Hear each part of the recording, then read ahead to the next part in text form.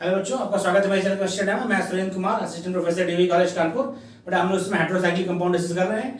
आज इसका last lecture है, इसमें हम लोग pyridine पढ़ेंगे और बाकी 6 मेंबर्ड हेटेरोसाइक्लिक कंपाउंड भी पढ़ेंगे फ्यूज वाले। तो हम बात करते हैं पहले pyridine की। तो ये pyridine का स्ट्रक्चर है, ये एरोमेटिक है और इसमें जो 6 पाई इलेक्ट्रॉन है वो क्या है, डीलोकलाइज है। और ये क्या है, इसका रिड्यूस्ड फॉर्म है पिपरिडीन। इसमें क्या होगा, तीनों पाई बॉन्ड जो रिड्यूस हो गए तो पिपरिडीन फॉर्म होता है। डायपोल मोमेंट की बात करें तो dipole moment of piperidine is greater than piperidine, यानी पिपरिडीन का डायपोल मोमेंट क्या होता है, ज्यादा होता है, पिपरिडीन का कम होता है। रीजन वही है क्योंकि यहाँ पाई बॉन्ड है बेटा पिपरिडीन में, तो इसकी वजह से उनका डायपोल मोमेंट भी इंक्लूड होगा, जबकि पिपरिडीन में पाई बॉन्ड्स नहीं है, इसलिए इसका डायपोल मोमेंट पिपरिडीन का कितना है 2.26 डिवाइड, और पिपरिडीन से क्या है, ज्यादा है। कैसे फॉर्म हुआ, ये फॉर्म की बात करें, एसिटिलीन की जब रिएक्शन कराते हैं HCl से तो pyridine फॉर्म होता है। एसिटिलीन के कराएंगे किससे रिएक्शन बेटा, HCl से, तो pyridine फॉर्म होगा। pyridine के पास होता है, pyridine में जो नाइट्रोजन होता है उसके पास होता है लोन पेयर, और लोन पेयर इलेक्ट्रॉन उसके पास होता है, और वो इलेक्ट्रॉन क्या होता है, फ्री होता है, क्योंकि जो 6 पाई इलेक्ट्रॉन है उससे एरोमेटिक ग्रेनेड डेवलप होता है, तो लोन पेयर क्या है, फ्री है। किसके लिए, फॉर डोनेशन, यानी ये कहा रहा है तो pyridine में जो लोन पेयर ऑफ इलेक्ट्रॉन है नाइट्रोजन पर, वह as a lone pair donate होते हैं, इसलिए यह क्या है, लुईस बेस है। यानी pyridine क्या बेटा, बिहेव एज लुईस बेस। अब बेसिक स्ट्रक्चर से कंपेयर किया जाए तो यदि हम एमीन्स की बात करें, जो आपके एलिफेटिक एमीन्स है जिनमें आपका R होता है, NH2 NH3 आपका है, उसमें से एक एसिड आकर कोई एल्किल ग्रुप लगा दिया तो वो आपका कहलाता है एलिफेटिक एमीन। यदि एलिफेटिक एमीन और pyridine में बेसिक स्ट्रेंथ को कंपेयर करें तो बड़ा देखिए, जो आपका बेसिक स्ट्रेंथ होगा वह एलिफेटिक एमीन का ज्यादा होगा एज कंपेयर टू pyridine। क्यों ज्यादा होगा, ध्यान में बताया रखा है, pyridine is less basic then aliphatic amine. ऐसा इसलिए बेटा क्योंकि नाइट्रोजन की बात की जाए तो जो pyridine का नाइट्रोजन है उसका हाइड्रोजन sp2 होता है, जबकि जो एलिफेटिक एमीन का नाइट्रोजन है उसका हाइड्रोजन sp3 होता है। आपको पता है s कैरेक्टर ज्यादा होगा तो इलेक्ट्रोनेगेटिविटी ऑफ दैट कार्बन ज्यादा होगी, और जब इलेक्ट्रोनेगेटिविटी ज्यादा होगी तो लोन पेयर देने की टेंडेंसी क्या होगी, कम होगी। तो इन दोनों बात करें तो pyridine में जो नाइट्रोजन उसका जो वो हाइब्रिडेशन ऑफ sp2 है, जबकि एलिफेटिक एमीन का जो नाइट्रोजन उसका हाइब्रिडेशन sp3 है।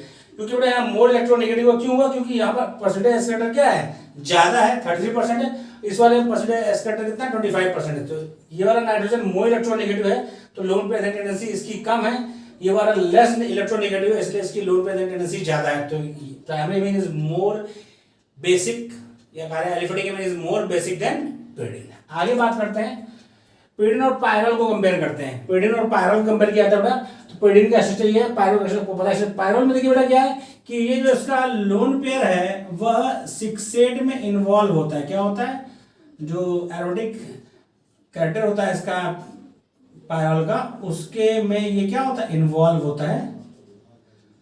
तो जब ये इन्वॉल्व होता है तो क्या है, यह लोन पेयर की तरह डोनेट होने के लिए अवेलेबल नहीं रहता है, लोन पेयर डोनेट के लिए अवेलेबल नहीं रहता है। इसीलिए बेसिक स्ट्रेंथ की बात की जाए तो pyridine का बेसिक स्ट्रेंथ ज्यादा होता है एज कंपेयर टू पायरल।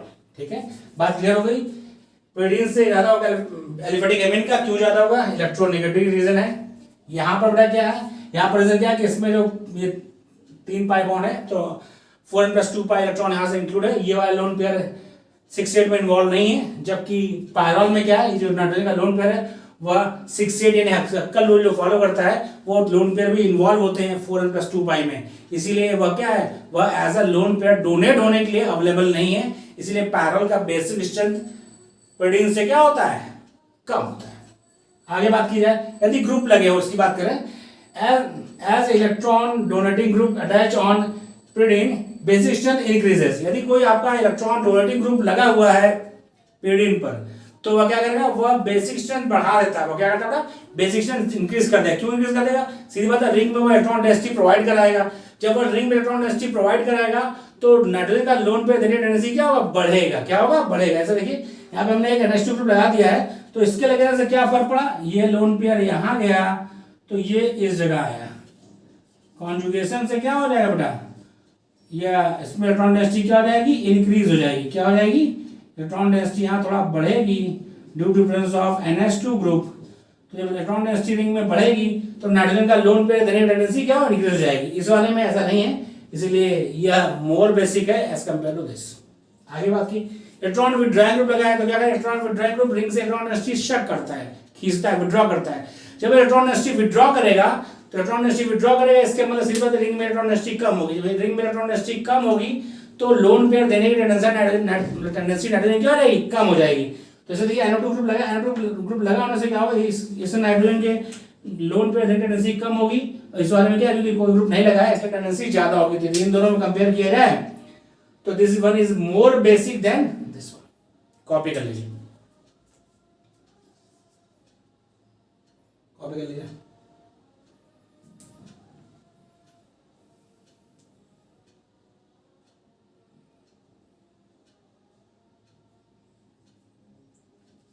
कॉपी कर लीजिए इसको, फिर आगे बढ़ाया।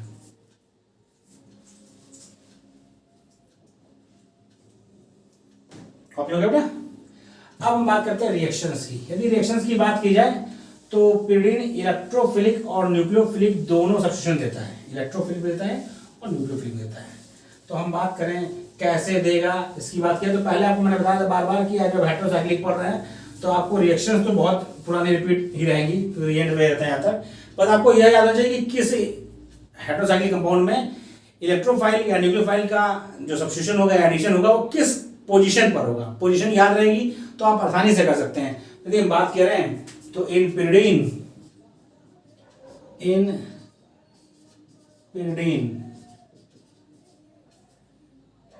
इलेक्ट्रोफिलिक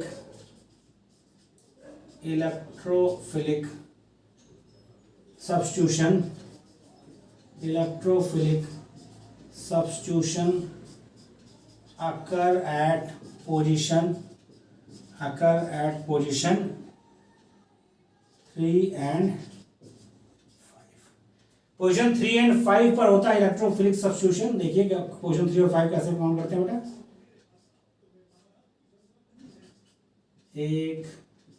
1 2 3 4 5 6। तो बेटा ये पोजीशन 3 है और ये पोजीशन 5 है। तो जब इलेक्ट्रोफिलिक सब्स्टिट्यूशन होगा पोजीशन 3 और 5 पर होगा। कहां होगा, पोजीशन 3 और 5 पर होगा। जैसे हम रिएक्शन देखते हैं, ये देखा जाए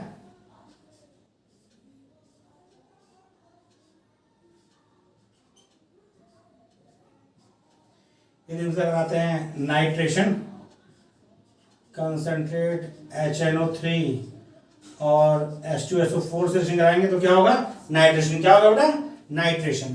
तो नाइट्रेशन कराएंगे तो NO2 लगता है, 3 और 5 कहीं भी लगा दीजिए। तो नाइट्रेशन करेंगे तो 3 या 5। देखिए एक्चुअली क्या है कि 3 और 5 कहने के लिए बेटा यदि इधर से काउंट करेंगे तो 1 2 3, इधर से काउंट 5 यहाँ आएगा, इधर से काउंट करेंगे 3 यहाँ आएगा, 5 यहाँ। 3 और पोजीशन 3 और 5 पोजीशन क्या है, सेम है। बस जिधर से काउंट करेंगे तो 3 उधर से आ जाएगा और दूसरा वाला 5 हो जाएगा।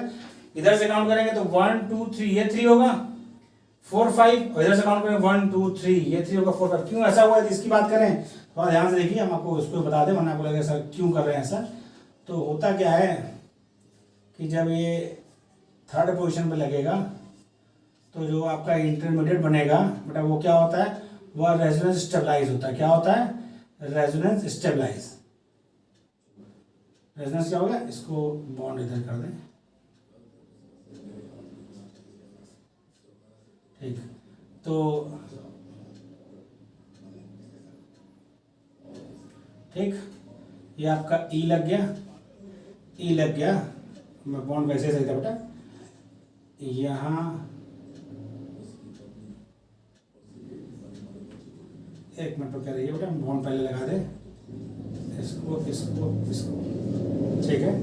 इसमें लगाएंगे तो क्या होगा, हाँ हो जाएगा, कोई दिक्कत नहीं है। ये लगा दिया तो यहाँ पॉजिटिव है, वो कंफ्यूजन हो रहा था, उससे कोई दिक्कत नहीं होती। ये पॉजिटिव है थोड़ा, ये देखिए रेजोनेंस स्टेबलाइज हो कैसे, ये यहाँ से यहाँ जाएगा तो जो मोइटी बनेगा वो क्या होगा, वह रेजोनेंस बॉन्ड इधर गया, पॉजिटिव चार्ज इधर आया, यहाँ गया और ये, फिर ये आपका यहाँ जाएगा तो यहाँ पहुंच जाएगा। यानी जो आपका इंटरमीडिएट बन रहा है वह क्या है, वह रेजोनेंस स्टेबलाइज है, इसीलिए पोजीशन नंबर 3 पर लगेगा, चाहे यहाँ लगे चाहे यहाँ लगे रेजोनेंस स्टेबलाइज होगा। इसीलिए पोजीशन नंबर 3 पर होता है electrophilic substitution reaction, position number 3 या 5 पर, पोजीशन नंबर 3 या 5, 3 ऑक्युपाइड होगा 5 पर। जब आप कराएं सल्फोनेशन H2SO4 SO3 तो क्या है, सल्फोनेशन। क्या हो रहा है, सल्फोनेशन। तो सल्फोनेशन में आपका होगा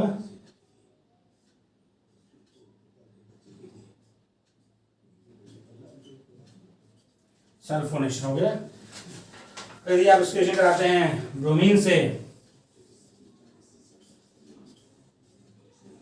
कराते हैं तो ब्रोमीन से रिएक्शन इसकी क्या होगी,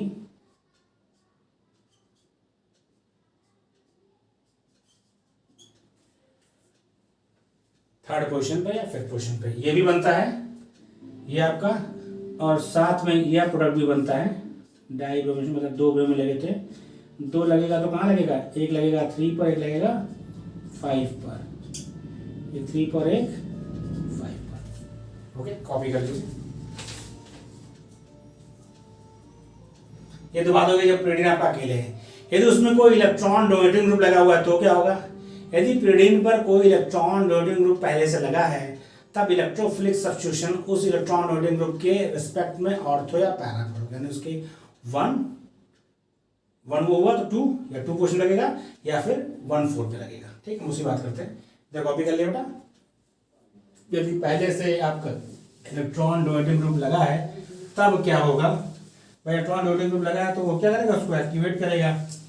एक्टिवेट कहाँ करता है बेटा, अपने रिस्पेक्ट में ऑर्थो और पैरा पर क्या करता है, लिख दे रहा हूं इसको नोट करके लिख दे रहा हूं। If electron donating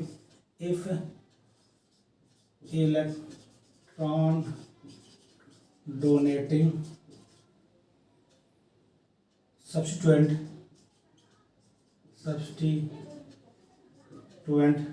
present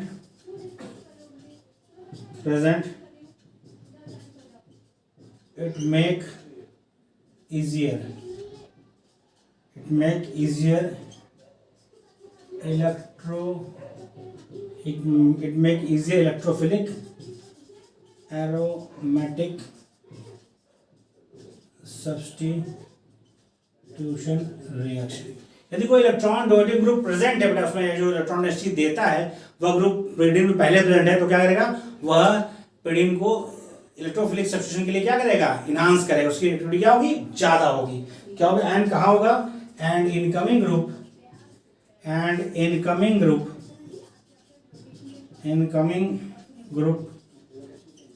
occupy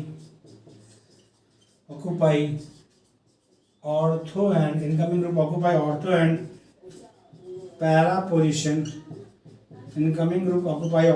position with respect to this group, ortho and para position with respect to this group। तो जो आपका आने वाला ग्रुप है वो क्या है, वह जो पहले से ग्रुप प्रेजेंट है उसके ऑर्थो या पैरा पर आएगा। कोई यदि आपका इलेक्ट्रॉन डोनेटिंग ग्रुप प्रेजेंट है pyridine पर तो वह pyridine को इलेक्ट्रोफिलिक एरोमेटिक सब्स्टिट्यूशन के लिए क्या करेगा, इनहांस करेगा, उसकी इजियर बनाएगा इलेक्ट्रोफिलिक सब्स्टिट्यूशन रिएक्शन, क्योंकि वो इलेक्ट्रॉन डेंसिटी बढ़ाएगा रिंग में। जब रिंग में इलेक्ट्रॉन डेंसिटी बढ़ेगी तो किसी इलेक्ट्रोफाइल का अटैक करने की टेंडेंसी क्या हो जाएगी, ज्यादा हो जाएगी, रेट ऑफ रिएक्शन बढ़ जाएगा। कहाँ अटैक करेगा या कहाँ लगेगा, वो उस ग्रुप के ऑर्थो और पैरा पोजीशन पर लगेगा। जैसे आपका एक सिंपल सा बना रहे हैं, एग्जाम्पल ले रहे हैं।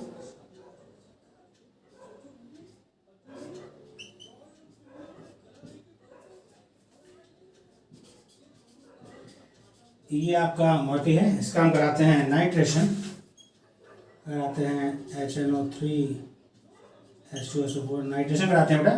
क्या है, ये आपका इलेक्ट्रॉन डोनेटिंग ग्रुप है, रिंग में इलेक्ट्रॉन डेंसिटी बढ़ाएगा, इसके रिस्पेक्ट में ऑर्थो या पैरा पर लगा देंगे तो ये कहाँ लग जाएगा, इसके रिस्पेक्ट में ऑर्थो पर लग जाएगा।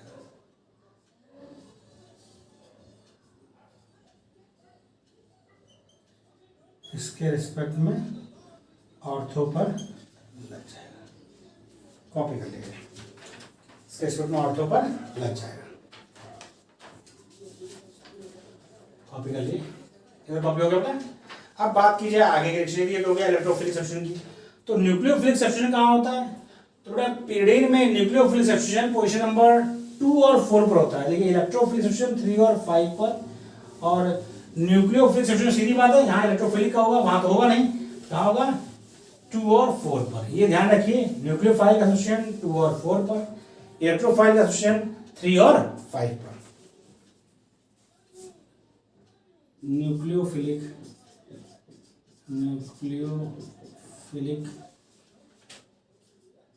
सब्स्टिट्यूशन रिएक्शन बेटा एडिशन रिएक्शन इसलिए नहीं देगा क्योंकि एडिशन रिएक्शन देगा तो उसका एरोमेटिक कैरेक्टर लॉस हो जाएगा, इसलिए वो एडिशन रिएक्शन नहीं देगा, सब्स्टिट्यूशन देगा। कहाँ? At position 2 and 4, at position 2 and 4। Position 2 और 4 पर होता है न्यूक्लियोफिलिक सब्स्टिट्यूशन रिएक्शन। इसके फेमस रिएक्शन है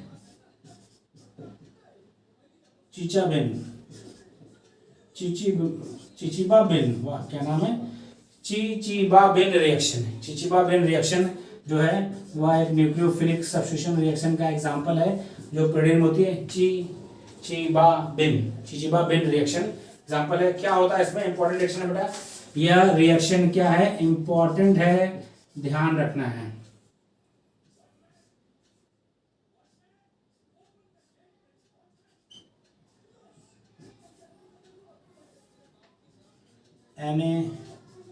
NaNH2 110 डिग्री सेंटीग्रेड,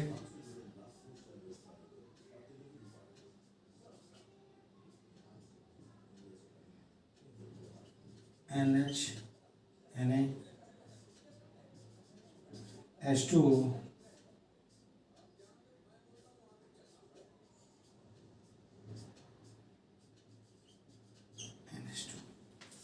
और यदि इसका रिएक्शन कराते हैं किससे?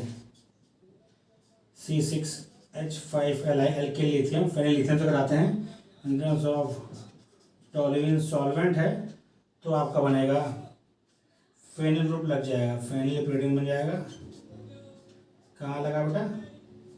ये ध्यान रखना है, पोजीशन नंबर 2 या 4 पर लगे। पोजीशन नंबर 2 है क्योंकि ये 1 हुई, ये 2, ये 3, ये 4, ये 5, ये 6। तो जो न्यूक्लियोफिलिक सब्स्टिट्यूशन होगा वह कहाँ होगा? Nucleophilic substitution reaction occurs on position 2 और 4। Nucleophilic substitution reaction occur on position 2 और 4। चिचिबाबिन रिएक्शन बहुत इंपॉर्टेंट रिएक्शन है क्योंकि इसमें बेटा आपका ओवरऑल NH2 लग रहा है तो इसमें रिएक्शन करा बेटा पोजीशन नंबर 1, 2, 3, 4, 5, 6 है। पोजीशन नंबर 2 पर होगा, पहले NH2 से करेंगे तब क्या होगा? यहाँ से H माइनस हट जाएगा, H माइनस हटेगा और ये लग जाएगा, फिर H2 से कराएंगे तो NH2 फॉर्म हो जाएगा। तो ये रिएक्शन बहुत इंपॉर्टेंट है। और ये नीचे आपका क्या है? ये आपका है न्यूक्लियर सब्स्टिट्यूशन है, C6H5 माइनस होगा क्योंकि अब होता है ये क्या है? ऑर्गेनोमेटालिक है तो उसमें जो आपका एल्किल पार्ट होता है क्या होता है? वो न्यूक्लियोफाइल होता है। तो ये यहाँ से गया और उसने H माइनस को हटा दिया और इसमें जुड़ गया, C6H5 पेडल पे लगा हुआ है। तो न्यूक्लियोफाइल कहाँ लगेगा? पोजीशन 2 और 4 पर। इलेक्ट्रोफाइल कहाँ लगेगा? इलेक्ट्रोफाइल लगेगा पोजीशन 3 और 5 पर। ये आपको ध्यान रखना है, ये चीज बहुत इंपॉर्टेंट है, ये आपको ध्यान रखनी ही होगी। अब एक नोट लिखते हैं हम लोग, इधर कॉपी हो गया बेटा, इधर कॉपी कर लिया आपने। अब एक नोट लिखते हैं, नोट बहुत इंपॉर्टेंट है, नोट बहुत ही इंपॉर्टेंट है कि उससे कई तरह क्वेश्चन बनते हैं। नोट क्या है?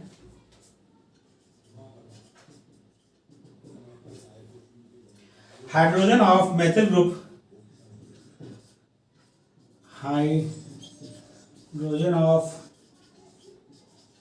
methyl group, hydrogen of methyl group at 2 and 4 position, hydrogen of methyl group at 2 and 4 position in pyridine, hydrogen of methyl group at 2 and 4 position। यदि pyridine के 2 या 4 पोजीशन पर कोई मेथिल ग्रुप लगा है उसका जो हाइड्रोजन होता है वह एसिडिक होता है। pyridine will be acidic and its carbanion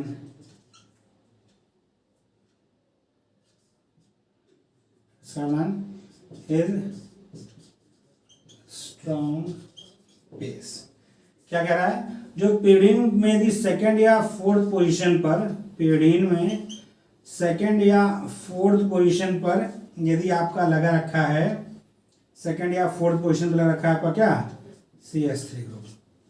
second या फोर्थ पोजीशन पर लगा रखा है CH3 ग्रुप लगा रखा है तो क्या होगा? इसको ऐसे समझिए, इसको इधर कर दूंगा। सेकेंड या फोर्थ पोजीशन पर CH3 ग्रुप लगा है तो ये वो एसिडिक होता है। क्या होता है बेटा? एसिडिक। पीएच लाई तो यहाँ से आपका C6H6 निकल जाएगा क्योंकि यहाँ से H ले लिया जाएगा। H लेने से क्या फर्क पड़ेगा? एच लिखने से क्या हुआ,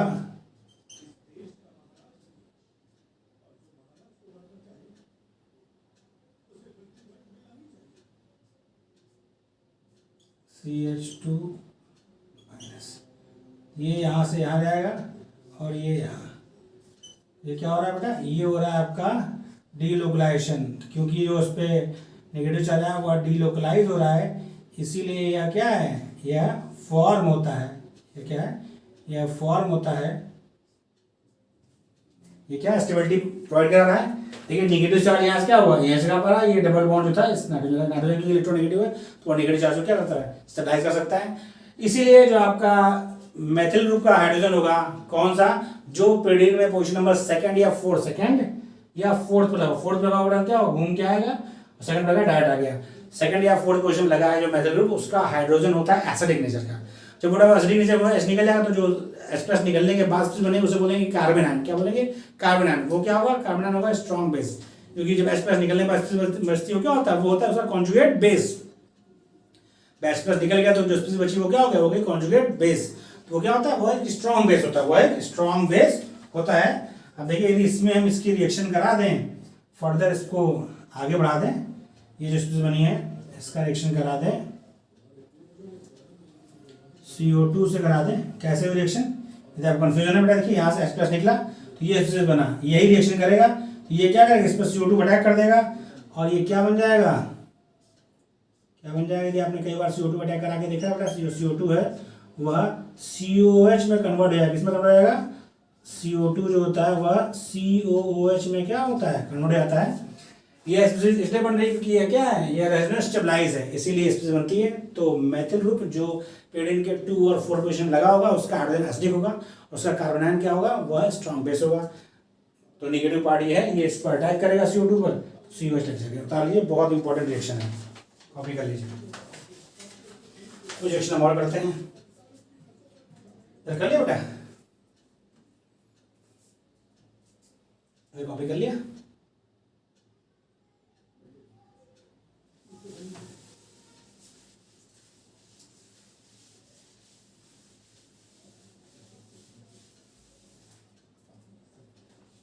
देखिए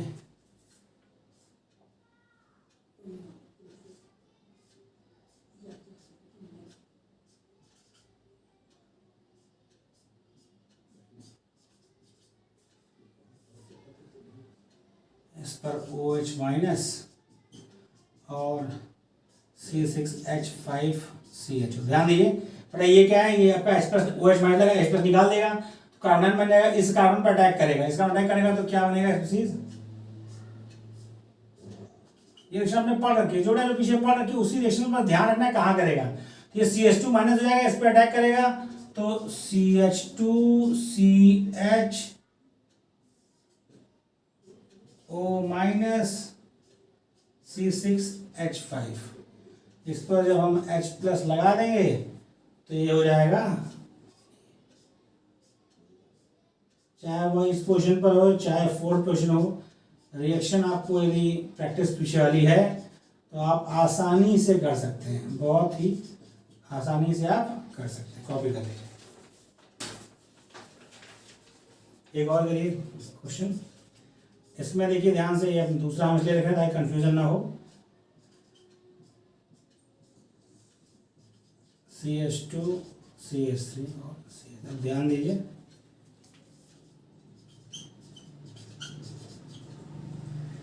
तो NH3 निकल जाएगा। अब देखिए यहाँ भी हाइड्रोजन, देखिए यहाँ का पोजीशन कौन सी, 2 1 2 2 बनेंगे 3 4, 2 या 4 का मेथिल ग्रुप, 3 वाला नहीं, 2 या 4 का मेथिल ग्रुप जो होगा उसका हाइड्रोजन एसिडिक होगा। तो जब निकलेगा तो क्या बन जाएगा बेटा, ये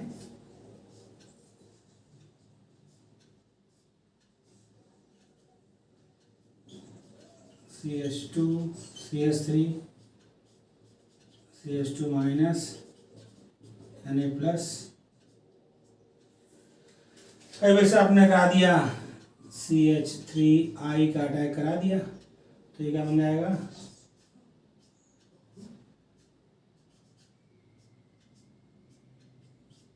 C2H5 ये था और ये भी हो जाएगा CH2 CH3। ठीक है, कॉपी कर लीजिए। बात करते हैं हम प्रोडक्शन की। कॉपी कर लिया बेटा, कॉपी कर लिया, उधर कॉपी हो गया बेटा।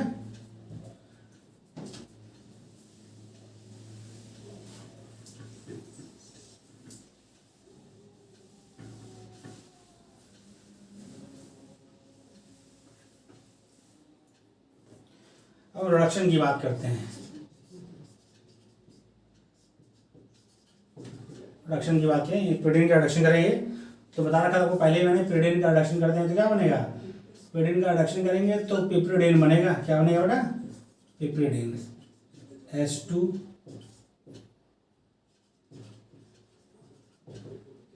तो क्या बनेगा, पिप्रिडीन का रिडक्शन करेंगे तो पिप्रिडीन, ये क्या है, पिरिडीन।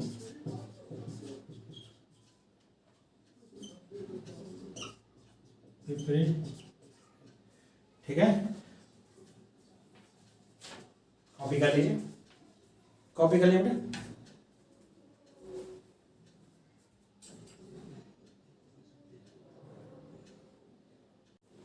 हाँ बच्चों, स्टार्ट करते हैं हम लोग। क्विनोलिन, प्रोटीन पढ़ लिया हमने। क्विनोलिन में क्या है, क्विनोलिन जो है फ्यूज्ड रिंग है, फ्यूज्ड हेटेरोसाइक्लिक कंपाउंड है, जिसमें एक आपका जो है बेंजीन होगा, दूसरा आपका क्या पोर्शन है, प्रोटीन पोर्शन है। ये बेंजीन पोर्शन है, प्रोटीन पोर्शन है। इसकी सिंथेसिस कैसे करते हैं, सिंथेसिस ऑफ क्विनोलिन की बात करते हैं तो स्क्रब मेथड, सिंथेसिस पहले स्क्रब मेथड है, स्क्रब सिंथेसिस पहले। उसमें क्या करते हैं, उसमें एनिलीन की रिएक्शन कराते हैं, किससे, ग्लिसरॉल से। क्या है ये, ग्लिसरॉल। ध्यान रखिएगा आप किससे करा रहे हैं, किस मेथड में किसका रिएक्शन हो रहा है। तो स्क्रब मेथड में क्या हो रहा है, एनिलीन की रिएक्शन हो रही है, किससे, ग्लिसरॉल से। एनिलीन की रिएक्शन ग्लिसरॉल से हो रही है तो आपका बन रहा है क्या, क्विनोलिन। ये आपको ध्यान रखना है कि स्क्रब रिएक्शन में या स्क्रब सिंथेसिस में क्या होता है, एनिलीन की रिएक्शन कराते हैं, किससे, ग्लिसरॉल से। आपको क्वेश्चन में पूछेगा कि एनिलीन की रिएक्शन ग्लिसरॉल से कराते हैं, कौन सा मेथड है या कौन सा किसका सिंथेसिस करते हैं, तो आपको ध्यान रखना है कि एनिलीन की रिएक्शन जब हम वो ग्लिसरॉल से कराएंगे तो स्क्रब मेथड है, उसमें क्विनोलिन की सिंथेसिस होती है। दूसरा मेथड क्या है, दूसरा मेथड है डॉबनर मिलर सिंथेसिस। ठीक है, modification of Skraup synthesis in which aldehyde ketone और mixture of aldehyde ketones having alpha hydrogen are taken in place of glycerol. तो इसमें क्या बेटा, जो आपका डॉबनर मिलर सिंथेसिस है, उसमें क्या ग्लिसरॉल की जगह पर हम लोग क्या लेते हैं, ग्लिसरॉल की जगह पर लिया जाता है एल्डिहाइड कीटोन का मिक्सचर, यानी और वो एल्डिहाइड कीटोन लिए जाते हैं जिनके पास कम से कम एक अल्फा हाइड्रोजन हो। तो पहले क्या होगा, पहले होगा एल्डोल कंडेंसेशन। ठीक है, पहले क्या होगा, पहले होगा एल्डोल कंडेंसेशन, उसके बाद जो आपका प्रोडक्ट बनेगा वह किससे रिएक्शन करेगा, एनिलीन से। तो आपको इस चीज का ध्यान रखना है, एनिलीन से यहाँ रिएक्शन हो रही है, एनिलीन से यहाँ रिएक्शन हो रही है। यहाँ पर दूसरा वाला सबस्ट्रेट क्या है, ग्लिसरॉल है, यहाँ पर दूसरा वाला सबस्ट्रेट क्या है, एल्डोल कंडेंसेशन प्रोडक्ट है। इन दोनों का रिएक्शन होगा कंसंट्रेटेड एस्टर के प्रेजेंस में, तो 2 मेथिल क्विनोलिन बनेगा, 2 मेथिल क्विनोलिन बनेगा। नंबरिंग कैसे करते हैं इसमें, पहला, तीसरा, चौथा, पांचवा, छठा, सातवां, आठवां, और ये 9वां और ये 10वां। नंबरिंग इसलिए आना चाहिए क्योंकि हम लोग जब इसका रिएक्शन पढ़ेंगे तो रिएक्शन में इसकी बहुत जरूरत पड़ती है, तो ये आपको ध्यान रखना है कि नंबरिंग कैसे करते हैं। फिर आपको ध्यान क्या रखना है, ये तो हो गया सिंथेसिस पार्ट। ध्यान रखना, quinoline nitrogen containing ring is pi deficient due to presence of nitrogen atom which have more electronegative। बड़ा दो पार्ट है, एक ये बेंजीन पार्ट है, एक आपका pyridine पार्ट है। क्विनोलिन में क्या दो पार्ट है, बेंजीन पार्ट, pyridine पार्ट। तो ये वाली जो रिंग है जिसमें यानी pyridine पार्ट है, इसमें नाइट्रोजन है, वह पाई इलेक्ट्रॉन डिफिशिएंट होती है। क्यों डिफिशिएंट होती है बेटा, क्योंकि इसमें नाइट्रोजन है और नाइट्रोजन की इलेक्ट्रोनेगेटिविटी कार्बन से ज्यादा होती है। क्योंकि नाइट्रोजन की इलेक्ट्रोनेगेटिविटी कार्बन से ज्यादा होती है, तो जब भी इलेक्ट्रोफिलिक सब्सटेंस बनाएंगे, भाई इस तरीके से बताया है कि इलेक्ट्रोफिलिक सब्सटेंस क्या होता है कि जो आपका इनकमिंग होता है वो इलेक्ट्रोफाइल होता है, उससे क्या इलेक्ट्रॉन डेंसिटी ज्यादा चाहिए। तो जब भी इलेक्ट्रोफिलिक सब्सटेंस कराएंगे तो कभी भी इस रिंग पर ना होकर हमेशा किस बेंजीन वाले पोर्शन पर होगा, ये ध्यान रखना है आपको।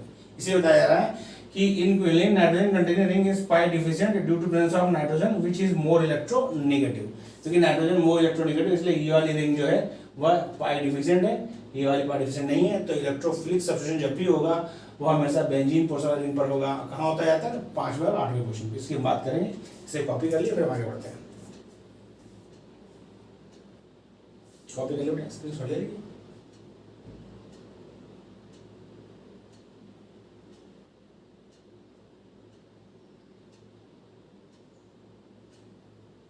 कॉपी कर लिया,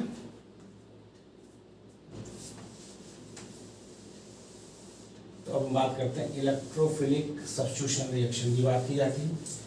इलेक्ट्रोफिलिक सब्स्टिट्यूशन रिएक्शन की बात करते हैं। वो कहाँ होगा? वो 5वें और 8वें नंबर पर होगा, क्योंकि बताया गया आपको कि जो नाइट्रोजन कंटेनिंग रिंग है वो क्या है, वो आपकी है, वो आपकी क्या है बेटा, वो आपकी है पाई डिफिशिएंट। पाई डिफिशिएंट है तो इलेक्ट्रोफाइल वहाँ पर नहीं जाएगा। कहाँ जाएगा? बल्कि बेंजीन पोर्शन रिंग पर जाएगा, क्योंकि वो पाई डिफिशिएंट नहीं है, उसमें कोई सारे कार्बन की रिंग एटम से बनी रिंग है, उसमें कोई भी इलेक्ट्रोनेगेटिव एटम नहीं लगा है। तो क्विनोलिन में जो सब्स्टिट्यूशन होता है, यानी इलेक्ट्रोफिलिक एरोमेटिक सब्स्टिट्यूशन होता है, वो कहाँ होता है? वह होता है नंबर 5 और नंबर 8 पर। तो हम उसी बात करते हैं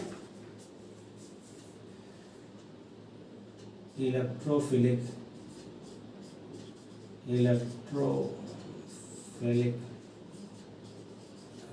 substitution reaction. Electrophilic substitution reaction की बात की जाए तो कहाँ होता है? ध्यान रखिए, position 5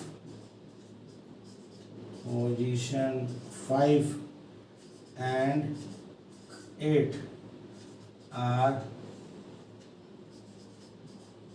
most reactive for electrophilic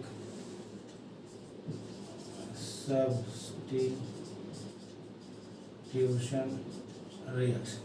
Position 5 and 8 are most reactive for electrophilic substitution reaction. जैसे हम बात करते हैं क्विनोलिन की,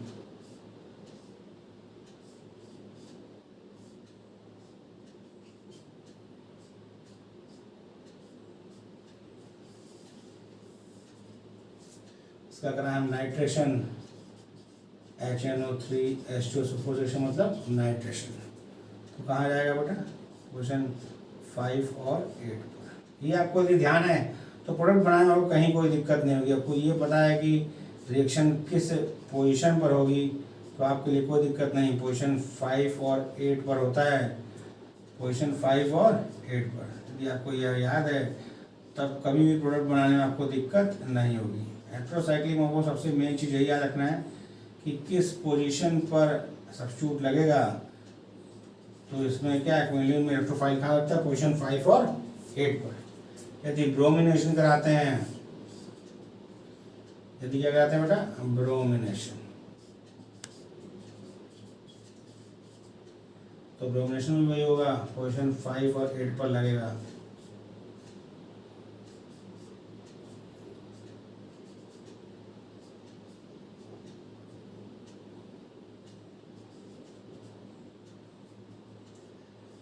पोजीशन 5 और 8 पर इसलिए लगेगा क्योंकि जो नाइट्रोजन वाली रिंग है वह क्या है? वह इलेक्ट्रॉन डिफिशिएंट है। क्या है बेटा? इलेक्ट्रॉन डिफिशिएंट है, जिसकी वजह से इलेक्ट्रोफाइल कहाँ लगेगा? इलेक्ट्रोफाइल लगेगा पोजीशन 5 और 8 पर। यदि हम H2SO4 कराते हैं, ये आपका है नाइट्रेशन, ये ब्रोमिनेशन, ये है सल्फोनेशन। तो ये जो है सल्फोनियम ग्रुप बड़ा ग्रुप होता है, इसीलिए एक ही सब्स्टिट्यूशन होगा। इसीलिए क्या होगा? एक ही सब्स्टिट्यूशन होगा। और कहाँ पर होगा? वो 8 पर। तो ध्यान रखिए, आपको प्रोडक्ट ध्यान रखना होगा। ये 5 नाइट्रोक्विनोलिन है या 8 नाइट्रोक्विनोलिन है, जगह कम लिखना है। ये क्या है? यह 5 नाइट्रोक्विनोलिन है या 8 नाइट्रोक्विनोलिन है, या 5 ब्रोमोक्विनोलिन है या 8 ब्रोमोक्विनोलिन है। और ये क्या है बेटा? Quinoline 8 sulphonic acid. क्या बेटा? Quinoline 8 sulphonic acid. इधर कॉपी कर लिया बेटा। बस आपको पोजीशन का ध्यान रखना है, किस पोजीशन पर होगा। यदि आपको ये ध्यान है तो क्वेश्चन में कहीं कोई दिक्कत नहीं होगी। क्वेश्चन आपको यदि नहीं ध्यान है बेटा, फिर आपको कंफ्यूजन होगा और आंसर आपका क्या होगा? गलत होगा। तो आपको ये ध्यान रखना है किस पोजीशन पर रिएक्शन होगी, कॉस इलेक्ट्रोफाइल कहाँ लगेगा, न्यूक्लियोफाइल कहाँ लगेगा, क्वेश्चन हो जाएगा।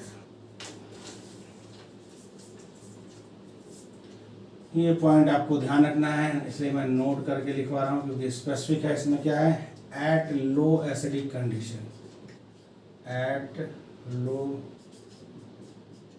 एसिडिक स्ट्रेंथ, स्पेसिफिक है। Substitution observe, substitution observe at position low acidic condition में पोजीशन 3 पर भी सब्स्टिट्यूशन देखा गया है। तो आपको ध्यान रखना है कंडीशन क्या है, यानी कहा जाता है इस रिएक्शन को आपको याद रखना है। क्या करना होता है, इस रिएक्शन को आपको याद रखना है, क्या कंडीशन है उस हिसाब से इस रिएक्शन को क्या करना है, याद रखना है।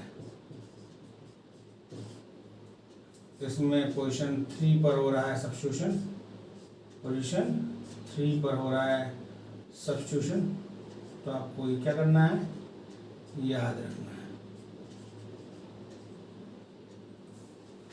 ठीक, फिर हम बात करते हैं ऑक्सीडेशन की। ऑक्सीडेशन में क्या होगा, ऑक्सीडेशन में इसका इम्पोर्टेंट है, ऑक्सीडेशन में इम्पोर्टेंट है। ऑक्सीडेशन में इन्वॉल्व होता है आपका बेंजीन वाला पोर्शन, जो पेरिडीन वाला पोर्शन है वह ऑक्सीडेशन रिएक्शन में इन्वॉल्व नहीं होता। यह चीज़ आपको याद रखनी है कि MnO4 से रिएक्शन कराया तो क्या कराया हमने, इसका कराया ऑक्सीडेशन। जब ऑक्सीडेशन कराया तो कौन सा पोर्शन पार्टिसिपेट किया, तो पार्टिसिपेट किया बेंजीन रिंग वाले पोर्शन ने पार्टिसिपेट किया।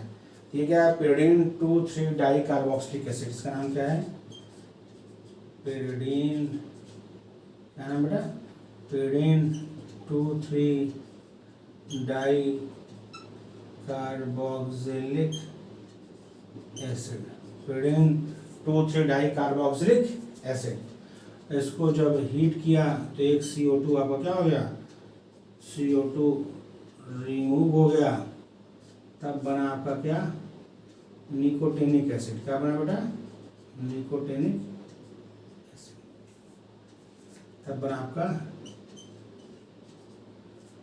निकोटिनिक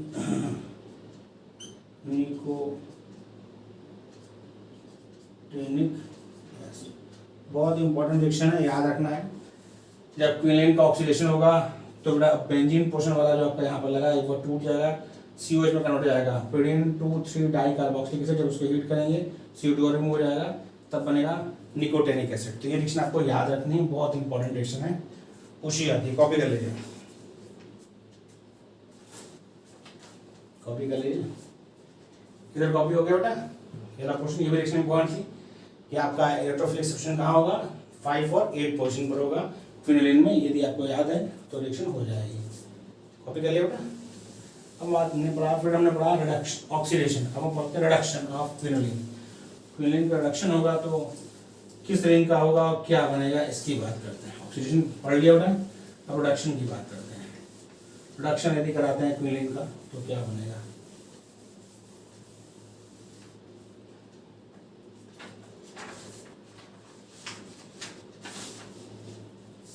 रिडक्शन, रिडक्शन यदि क्विनोलिन का रिडक्शन कराएंगे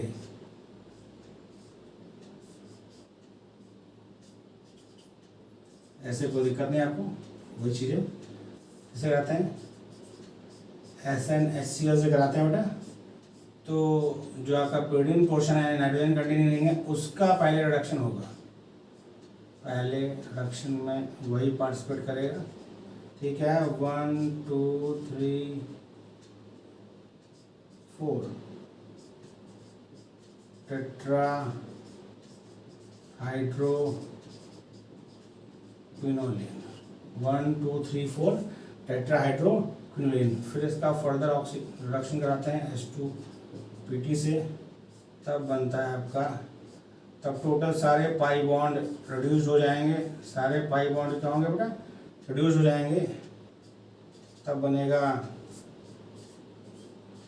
डेका हाइड्रो क्विनो, क्या बनेगा बेटा, डेकाहाइड्रोक्विनोलिन बनेगा। कब? जब फर्दर कराएंगे हम उसका रिडक्शन। पहले रिडक्शन सिर्फ कोएडिन वाले पोर्शन का होगा, जो नाइट्रोजन कंटेंट रहेंगे उसका होगा। फर्दर कराएंगे तो दोनों को हो जाएगा, तो बनेगा डेकाहाइड्रोक्विनोलिन।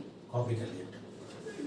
अब हमारा लास्ट जो हेटेरोसाइक्लिक कंपाउंड है ये था क्विनोलिन, दूसरा क्या है आइसोक्विनोलिन। उसकी बात जैसे कॉपी कर लिया बेटा, ये लो कॉपी हो गया। अब हम बात करते हैं आइसोक्विनोलिन की, उसमें थोड़ी रिएक्शन में पढ़नी है और उसी के साथ हमारा हेटेरोसाइक्लिक कंपाउंड कंप्लीट हो जाएगा। इसके बाद हम लोग बड़े स्पेक्ट्रोस्कोपी पढ़ेंगे। सिलेबस हमारा कंप्लीट हो चुका है। स्पेक्ट्रोस्कोपी में मिसलीनियस डाला था तो उसको भी पढ़ा दे रहे हैं, बहुत से बच्चों का कहना है कि, लेकिन वो बेटा इन शॉर्ट पढ़ाएंगे हम, मतलब जल्दी जल्दी, ताकि आप उसका रिवीजन टाइप का हो जाए। क्योंकि सीधी पूरा फैला के पढ़ाएंगे तो बहुत समय लगेगा, अभी अपने पास तो समय है नहीं। आइसोक्विनोलिन,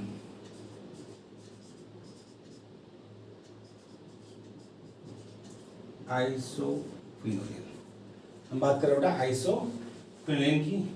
इसमें पहले सिंथेसिस की बात करें तो यह बहुत ही इम्पोर्टेंट रिएक्शन है, पूछी जाती है। बिस्लर नेपरलेस्की, नेपरलेस्की सिंथेसिस, आपको ध्यान रखना है इसका। यह एक इम्पोर्टेंट रिएक्शन है। इसमें क्या करते हैं, ये पॉइंट जो लिख रहा हूँ वो बहुत ध्यान रखना है आपको। ये लिखना है उसमें होता क्या है, बीटा फेनिल एथिलेमिन, एथिलेमिन यानी ये इसका सबस्ट्रेट है, स्टार्टिंग सबस्ट्रेट है। Beta phenyl ethylamine is treated with तो आपको ये ध्यान रखना है कि कौन सा सबस्ट्रेट यूज होता है। Beta phenyl ethylamine is treated with dehydrating agent, dehydrating agent, treated with dehydrating agent या फिर POCl3 और P2O5, POCl3 और P2O5। ये आपका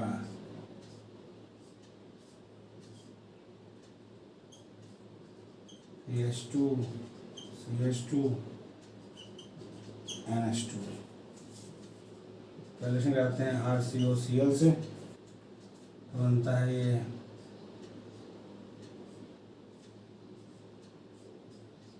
CH2 NHCOR, फिर आते हैं POCl3 से रिएक्शन, तो बनता है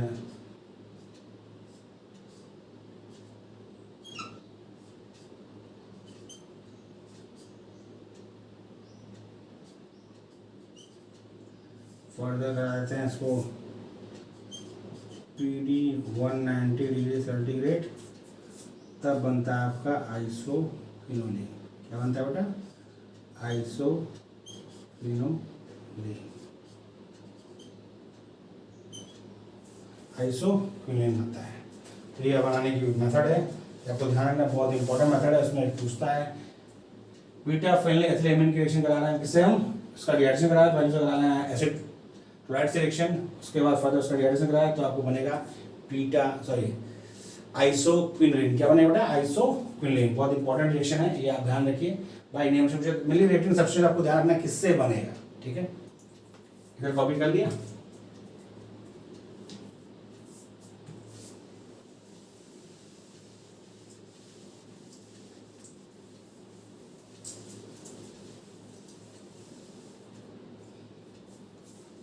अब ये पॉइंट आप याद रखिए, क्या ध्यान रखना है, chemically isoquinoline,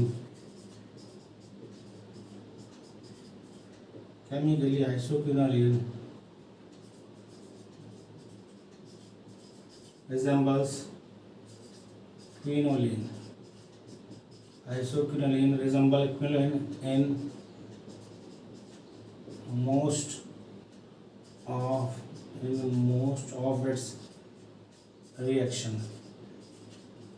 Chemically, isoquinoline resembles quinoline in most of reaction. क्या होता है बेटा, इट अंडरगो इलेक्ट्रोफिलिक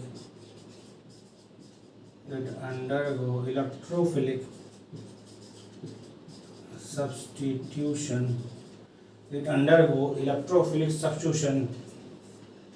कौन कौन सा बेटा, सल्फोनेशन एंड नाइट्रेशन। ध्यान रखिए बेटा, sulphonation and nitration at 5 and 8 position. 5 and 8 कौन सा, सल्फोनेशन और नाइट्रेशन किस पे होता है, 5 पर ऑर्डर पोजिशन होता है। जबकि ब्रोमिनेशन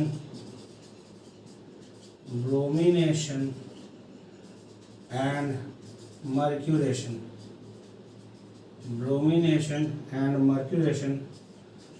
occur at पोजीशन 4। बहुत इंपॉर्टेंट पॉइंट है। सल्फोनेशन और नाइट्रेशन होगा पोजीशन नंबर 5 और 8 पर, जबकि ब्रोमिनेशन और मर्क्यूरेशन ये होगा पोजीशन नंबर 4 पर। आइसोक्विनोलिन में ये चीज़ ध्यान रखनी है आपको, सिमिलर टू क्विनोलिन है, लेकिन आपको ध्यान क्या रखना है, उसमें सारी चीज़ें होती थी नंबर 4 और 5 पर, बाई ब्रोमिनेशन, सल्फोनेशन, नाइट्रेशन, लेकिन यहाँ ब्रोमिनेशन और मर्क्यूरेशन होगा पोजीशन नंबर 4 पर, जबकि नाइट्रेशन और सल्फोनेशन होगा पोजीशन नंबर 5 और 8 पर। ये पॉइंट आपको ध्यान रखना है, इसलिए मैंने लिखा दिया है। कौन, सल्फोनेशन नाइट्रेशन होगा 5 और 8 पर, ब्रोमिनेशन और मर्क्यूरेशन कहाँ होगा, पोजीशन नंबर 4 पर। यह पॉइंट आपको क्या है, बहुत ध्यान रखना है। मैं कॉपी कर लिया, ये पॉइंट आपको ध्यान है तो आइसोक्विनोलिन का क्वेश्चन आएगा, आप आसानी से कर सकते हैं।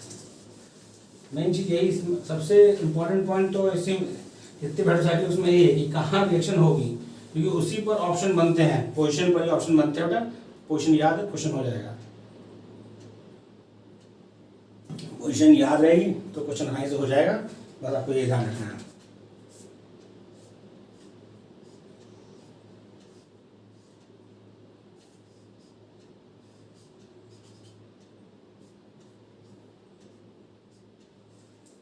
क्या करा दें आप, नाइट्रेशन HNO3H2SO4 तो कहाँ होगा, क्वेश्चन नंबर 5 पर हो। बता दें आपको कि नाइट्रेशन और सल्फोनेशन कहाँ होगा, क्वेश्चन नंबर 5 और 8 पर होगा, H2SO4। ये क्या है बेटा, ये आपका नाइट्रेशन, क्या है, नाइट्रेशन। ये क्या है, सल्फोनेशन। आपको ध्यान रखना है, नाइट्रेशन कहाँ होगा, पोजीशन नंबर 5 पर, सल्फोनेशन कहाँ होगा, पोजीशन नंबर 8 पर। क्यों 8 पर होगा, क्योंकि हर बार होता है सल्फोनेशन पढ़ा है, पोजीशन नंबर 8 पर होता है। क्विनोलिन में पोजीशन नंबर 8 पर हुआ था, और आइसोक्विनोलिन में भी सल्फोनेशन पोजीशन नंबर 8 पर होगा। ये पॉइंट आपको ध्यान रखना है। अब अगला पॉइंट आता है, न्यूक्लियोफिलिक सब्स्टिट्यूशन कराते हैं तो क्या होगा, यह पॉइंट ध्यान रखिए, न्यूक्लियोफिलिक सब्स्टिट्यूशन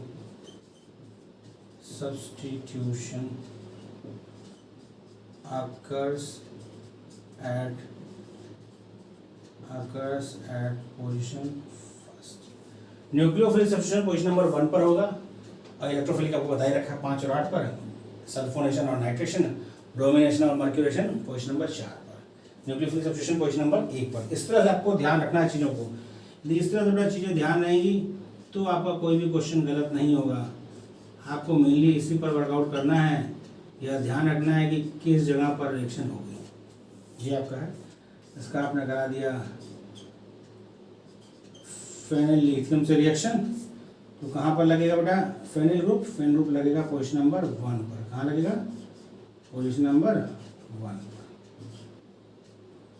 C6, ये ध्यान रखना आपको। यदि आपने इसका करा दिया NaNH2 से रिएक्शन, NaNH2 से, तो ये अभी कहाँ NH2 कहाँ लगेगा बेटा, पोजीशन नंबर 1 पर। कहाँ लगेगा, पोजीशन नंबर 1 पर। यही पॉइंट आपको याद रखना है कि कौन कहाँ लगना है। बार बार मैं रिपीट कर रहा हूँ इसको आपको ध्यान रखना, ठीक। कॉपी कर लिया बेटा। कॉपी कर ली। Electrophilic substitution, nucleophilic substitution, position ध्यान रखनी है। ये हो गया बेटा, जो कॉपी कर लिया। अब आपको बस बढ़ा दें ऑक्सीडेशन रिडक्शन, उसके साथ ये चैप्टर कंप्लीट हो जाएगा। चैप्टर क्या होगा बेटा? कंप्लीट हो जाएगा।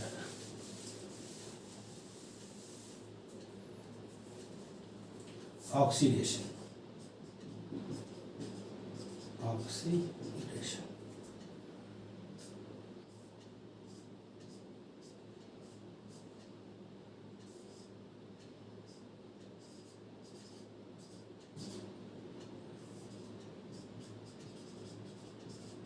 आपको पता है कि